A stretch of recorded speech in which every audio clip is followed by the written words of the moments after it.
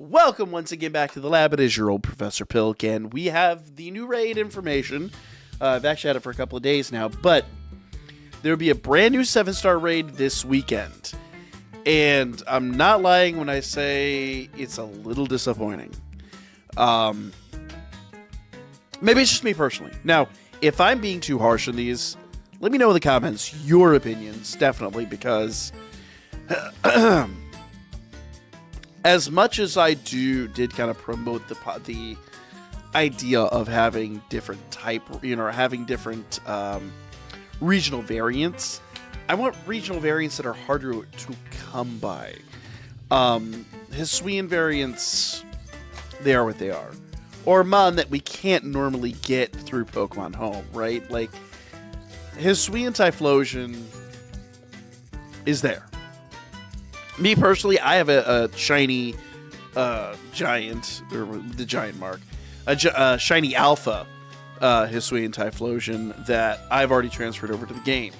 So I'm going to gain very, very little from this raid. I'll just have a Hisuian Typhlosion with the mightiest mark, and I mean, I'm going to do the raid. And obviously I'm going to do the raid to get, the rewards and things like that. Like, that's 100% worthwhile. But when it comes to the Mon for these raids, I kind of feel like we need to start focusing on, other starters that, maybe haven't already been included.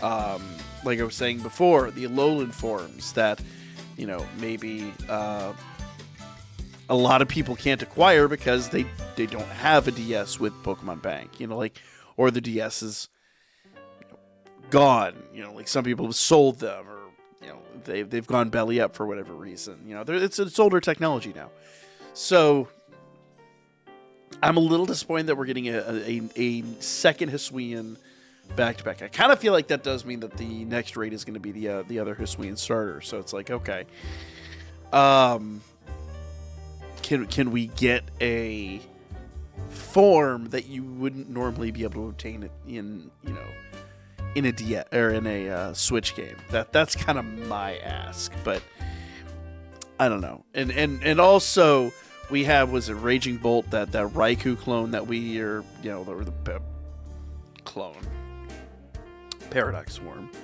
that we are due to get hopefully this month, because the new DLC should be dropping here soon as well, so there's a lot of work to do. But nevertheless, we will talk a little bit more about this raid. There are some pretty specific situations you got coming up, because there, it is a ghost type. It is going to have a Fire Terra. The Fire Terra does mean that it's going to be a pure fire defensively. So obviously, like, water types and things like that will be effective. And there are some Mon that we probably actually built for our previous raid that actually you can just change the Terra type over and work with.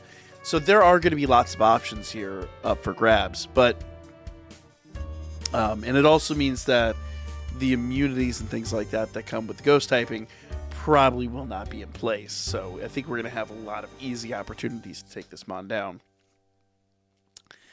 So we'll talk a little bit more about movesets and all that we expect to see out of this. But for right now, I'm just kind of like, it just feels a little like, really, this is what we're doing. But it is what it is, guys. New raid is coming, and as you can see here, it's going to be running this weekend and the following weekend. So if you don't do it this weekend, if you don't manage to get it, we'll definitely be getting it next weekend. And I'll have a couple builds for you guys coming up here shortly that you can use to solo run this really easily. So make sure you guys like, comment, and share. I'll be back with more Pokemon Scarlet and Violet news coming up for you guys here real soon.